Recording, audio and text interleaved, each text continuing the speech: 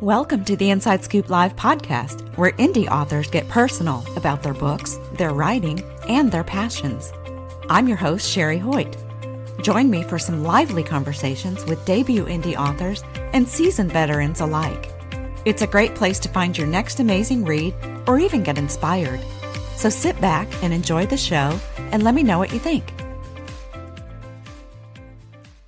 Hi, everyone. Today we're joined by Lynn Gallant Blackburn, author of For the Love of My Sister. It's a deeply personal memoir about her sister Paula's life, the tragic loss, and Lynn's incredible advocacy for justice and change.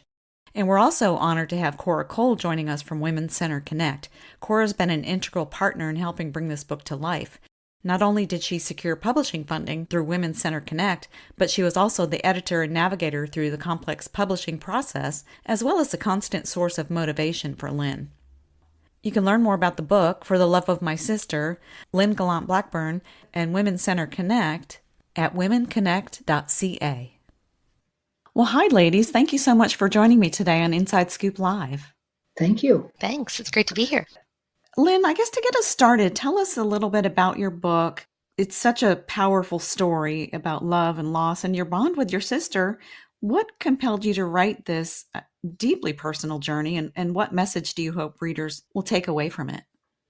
Well, I've been carrying this story in every fiber of my being since the day my sister was murdered. Through that process, we encountered so many challenges through the journey, not only with the policing agencies, victim support, legislation, justice system, politicians. And I've watched over the past almost 20 years, and not a lot has changed. So understanding the impact this leaves on families and victims, it triggers everything in me.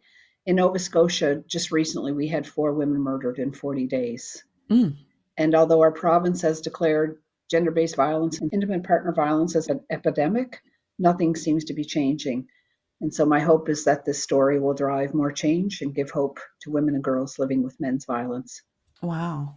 Yeah, just slapping a name on it, epidemic, doesn't do anything to solve the problem. No, correct.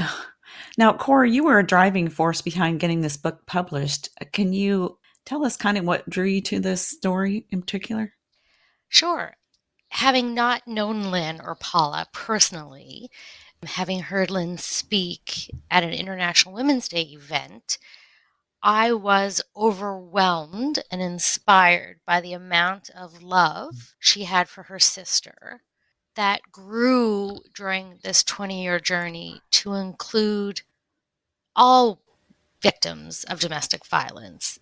The love that the sisters shared, and it's detailed in the book, is really inspiring. It's something that, you think you love your sister or you think you love your brother, but this is the actual story of love and action between families. And in this current state of the world, with so much going on in the world, who wouldn't be drawn to a love story that's so pure and is so demanding of action and change?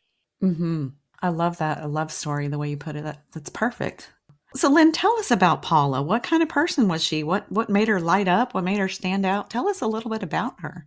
Oh my, I could write a book just on that. From the time Paula was a young child, she just wanted to be a teacher. She just loved helping people. She was a born teacher. She was kind, gentle, witty, and really a big sister to all she met. She would truly light up around children, especially her beautiful baby Anna, and her niece Emily, and nephews Tim, Connor, and Dylan. Her dog Cody was her loyal companion, and Paula and my sister Lana loved hosting parties and were big karaoke queens.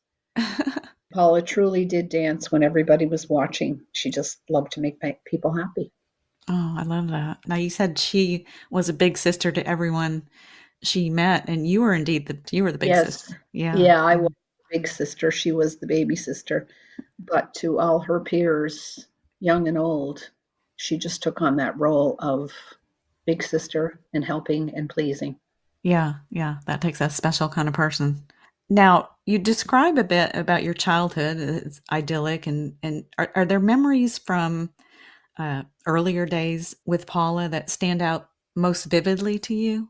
Well, again, there's so many, but as highlighted in the book, she led the Cody Street birthday parties and parades. She played school at every opportunity, helped plan the concerts, which were a big draw for 25 cents. She was surrounded by love and gave more than she ever took. Mm. She was just a happy little girl who loved just being with her friends. And she blossomed into an artist, but in her early days, certainly creativity were a big part of her being. Mm-hmm, mm-hmm. And then later in your story, you talk about how you and your sisters were kind of, growing together, building your careers, growing your families. What do you cherish, I guess, most from those days? Well, the thing I was most proud of for Paula was fulfilling her childhood dream of becoming a teacher. Mm, It truly was her passion, her students, her colleagues. She loved teaching in the community where she lived. But then, obviously, when she got married and pregnant with baby Anna, she glowed. And I finally felt like she let go of the grief she'd been holding since our parents died. She had wanted so badly to be a mom and to have more children. So hmm. that's the memories I have of her in her, stages of having a career and being a mom. Yeah, yeah.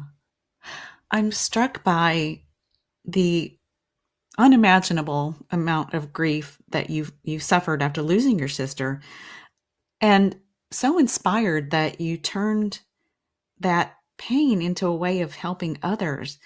What gave you the strength to take those initial first steps towards fighting for justice for Paula and for everyone in that situation?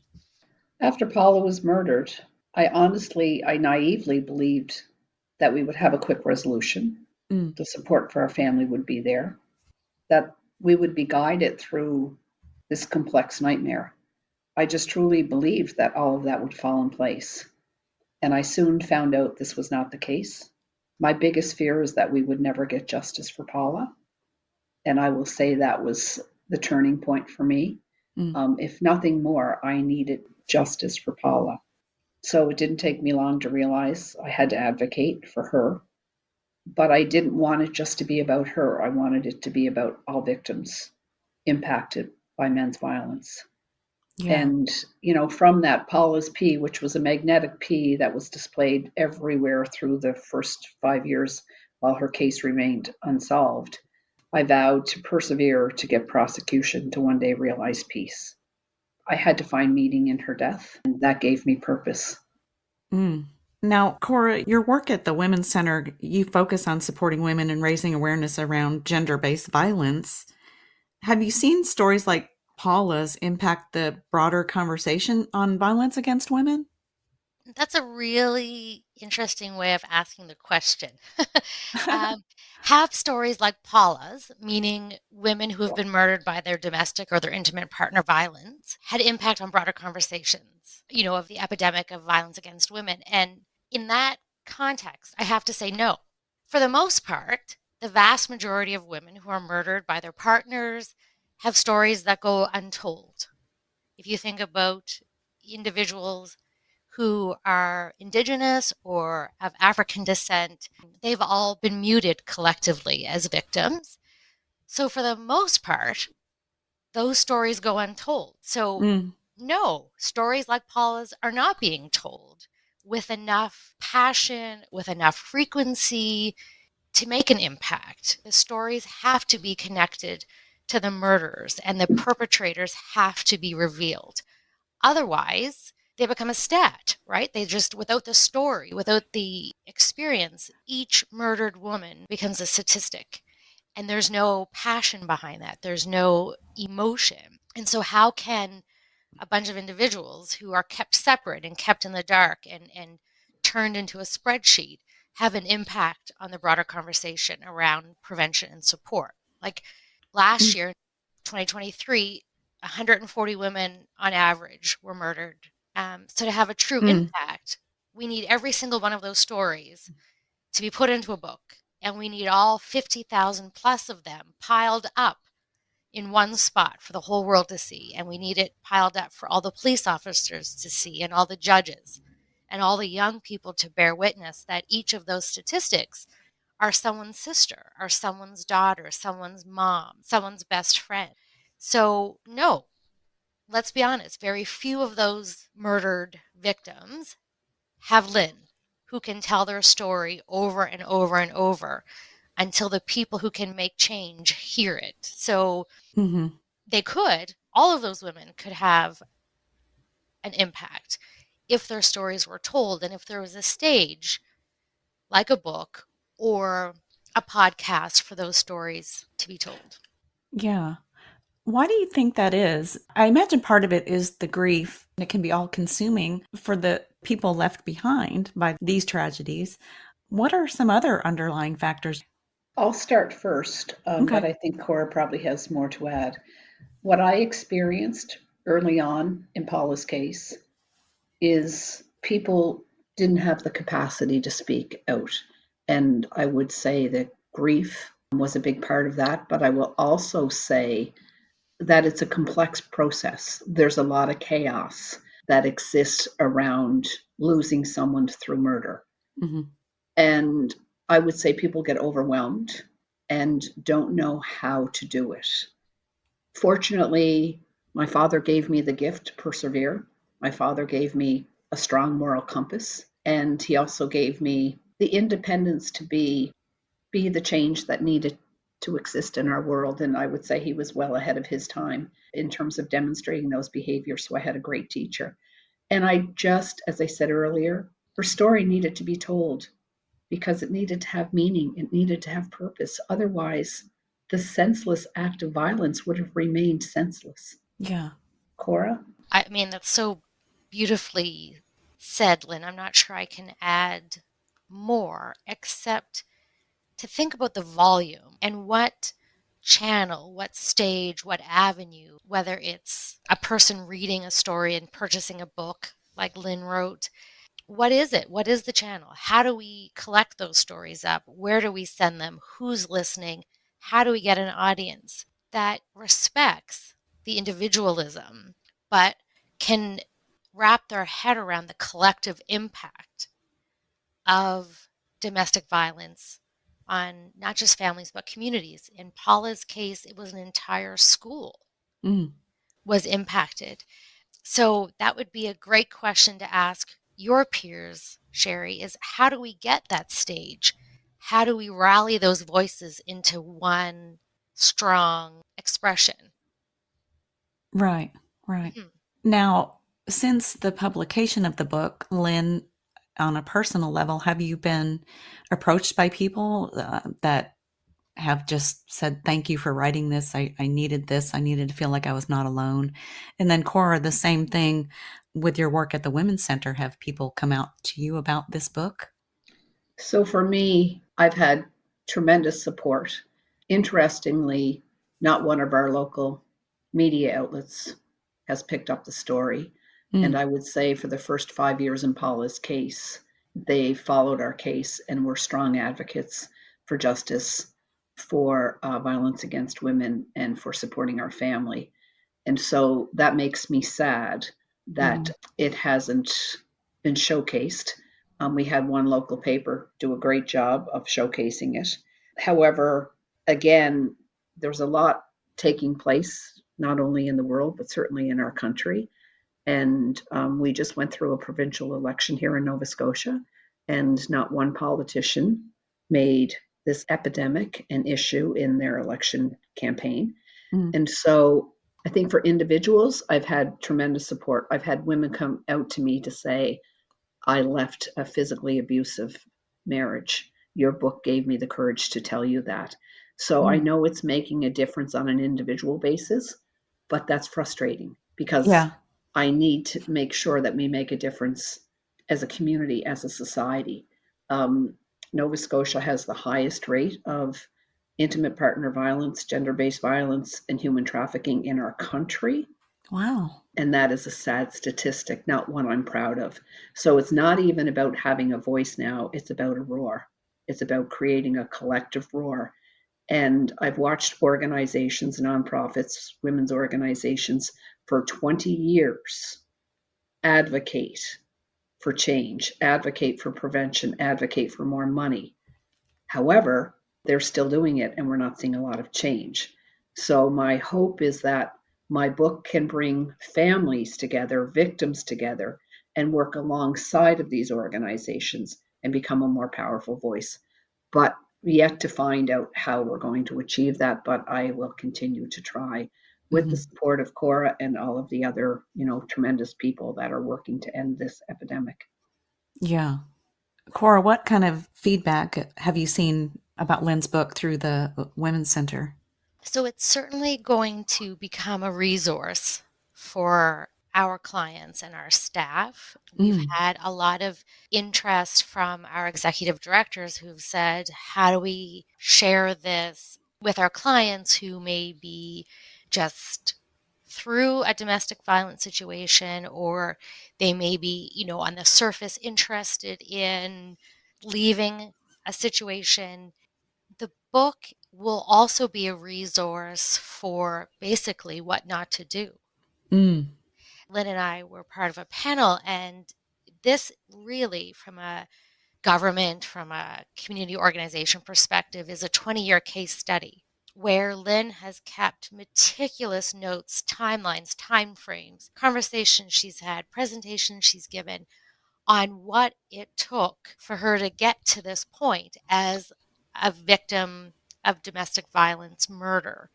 And the first 5 years, or the length of time from the murder to the day of conviction, is really a case study. And everybody should be looking at that Hmm. if you interact with police, courts, the justice system, the Department of Education, emergency rooms, all of those organizations that intersect and could support a victim of domestic violence or a murder victim's family. So there's a multitude of levels, in organizations and communities that could benefit from the book outside of the story of experience. There are lines of gaps and failures and where the system, needs to be improved. And Lynn has single-handedly documented and brought a bright light onto those systemic changes that others could easily pick up the book and say, right, we still do this 20 years later. Let's fix that. Hmm. Yeah. I'm I'm sorry. I get kind of speechless. Just it's incredulous, and it's when you mentioned the statistic, Lynn, about Nova Scotia, I was surprised. Why? I wonder. Of course, that is the big question. Why? Lynn, you've been instrumental in improving some support systems for victims' families, including Nova Scotia's reward program for unsolved crimes. Are there any changes that have been implemented that you've been most proud of? I'm most proud of the fact that I was taught through this process how to navigate through the politicians. Mm. So when our current government was in power and shut every door I tried to open, I was guided to engage the opposition, which was one of the best pieces of advice I could have been given in the early days. And so leveraging the opposition certainly got the attention of the current political party in power. Mm. And I was able to get a meeting with a deputy minister here, and she listened. She listened attentively, she listened with empathy, and the major rewards program, as well as the legislative changes for victim support, are something that, our family is very proud of. We never ever did it for credit. The government took the credit, which was fine by us. I just wanted the program implemented. Hmm. And, when the comment came, but there's no other province that's doing it, I said, great, let's be the first. Right. Let's showcase how committed we are to solving crime in Nova Scotia. And that statement was made about 16, 17 years ago. And here we are with the statistics we have. And that's very concerning. The bureaucrats that make the decisions, they don't engage the victims. They haven't walked in our shoes. So they're making them very naively and blindly without consideration of the impacts.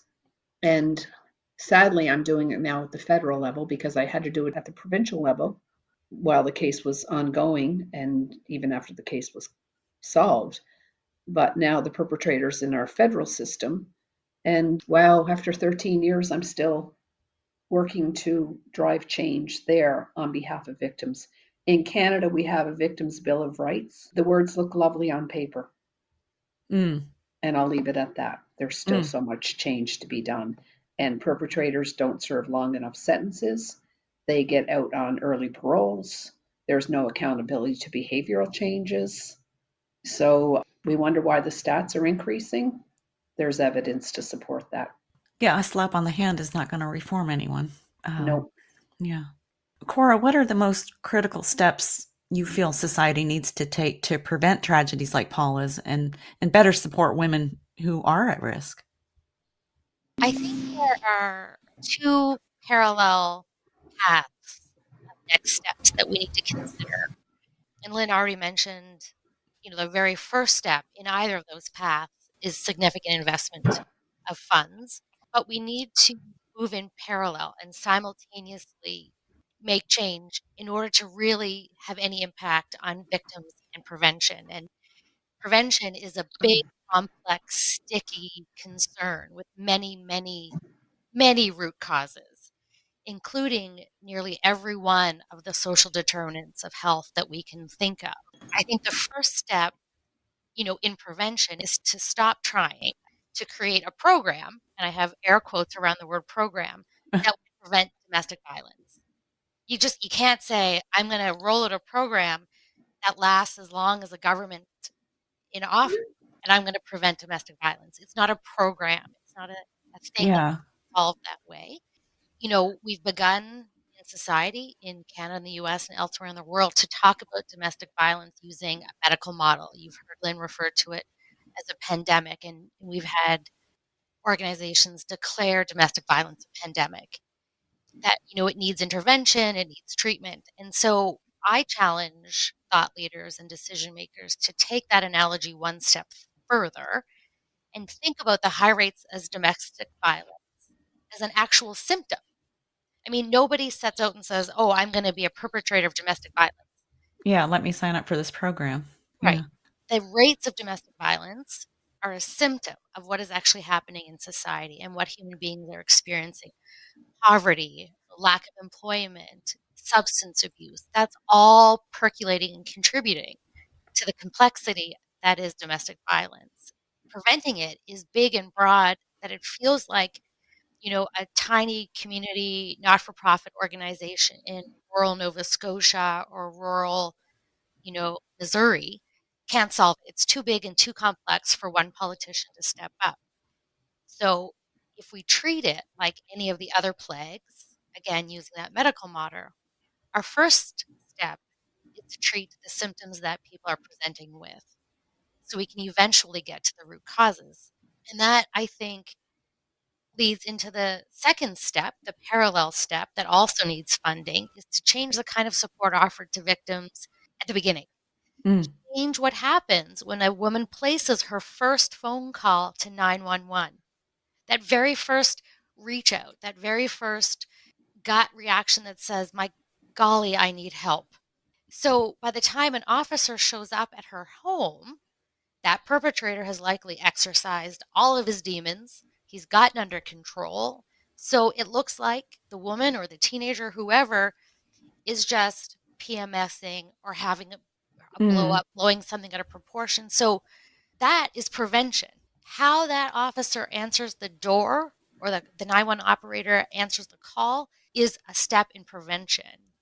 We need to believe the symptoms when we see them. Where are the big businesses? Where are the big corporations writing out their safety plans for when an employee shows up with an unexplained black eye?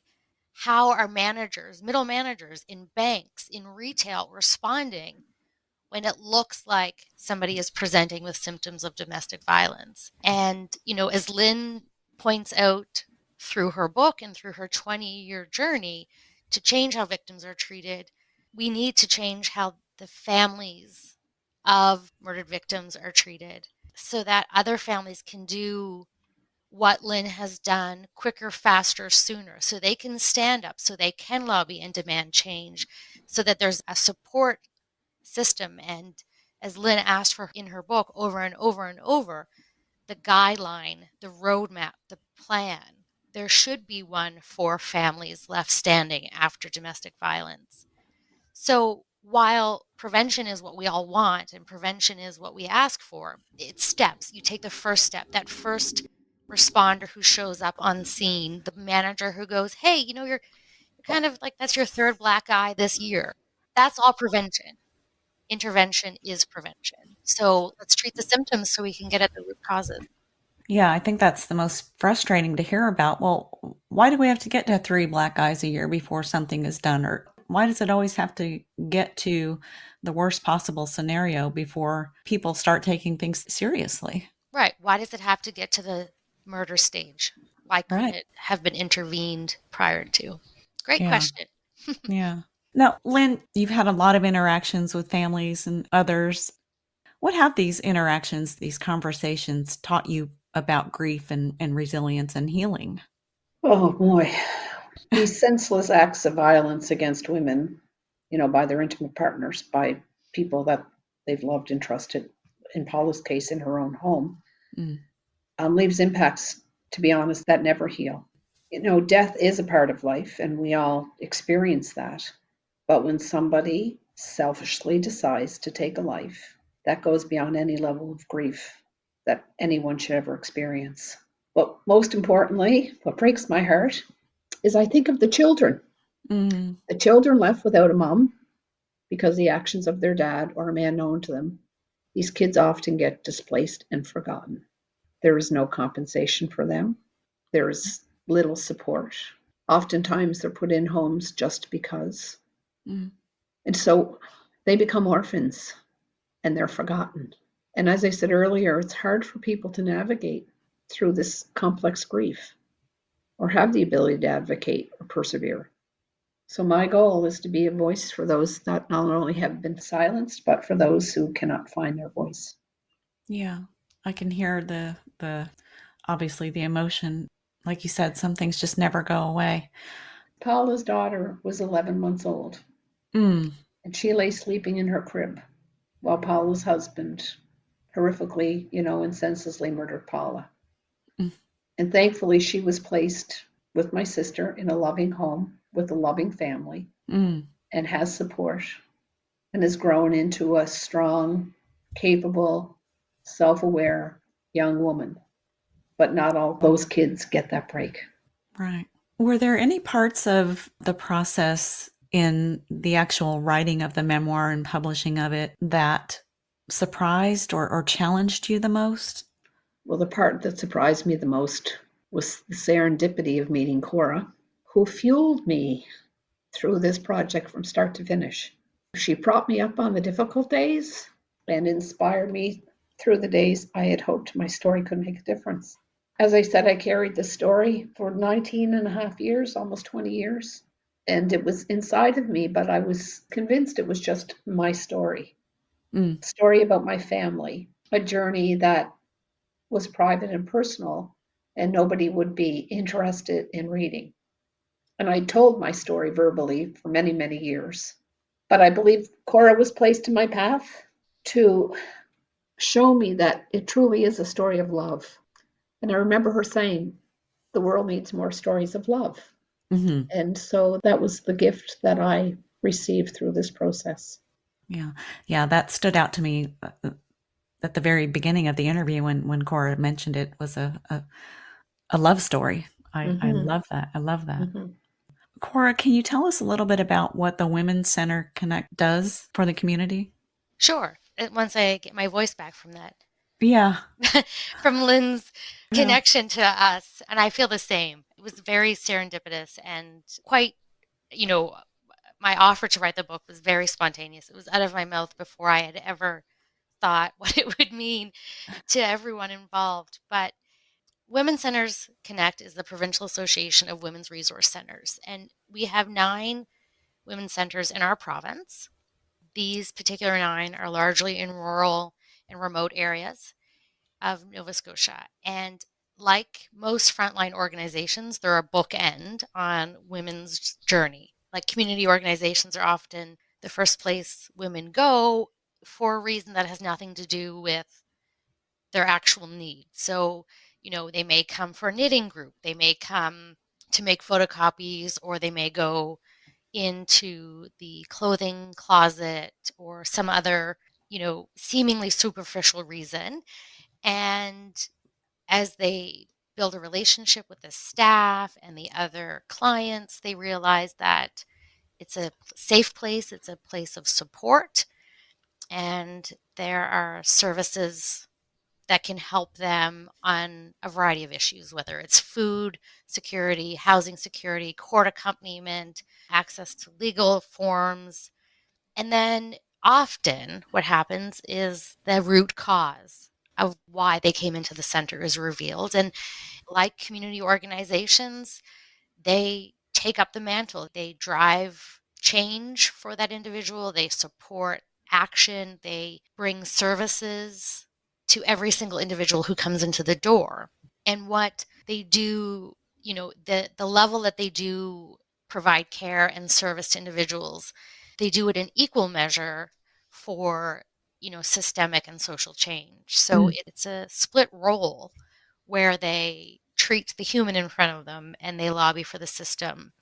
And so they often find themselves as bookends, right, to a woman's journey. So if somebody comes into the door for intimate partner violence, for sexual assault, for, being unhoused, they often come in, we provide them with services, they leave and they go get that service or that intervention. And then when they come back into the community, they come back into the Women's Center for that, upstream proactive. And it always reminds me of that tale or that story about the little boy walking on the beach, throwing the starfish back into the ocean right before they dry out in the sun. And the man says, there's 10,000 starfish on the beach. How are you going to save them all? And the little boy says, I can't save 10,000, but I can save this one. And he lobs it into the water. And that is what women's centers do.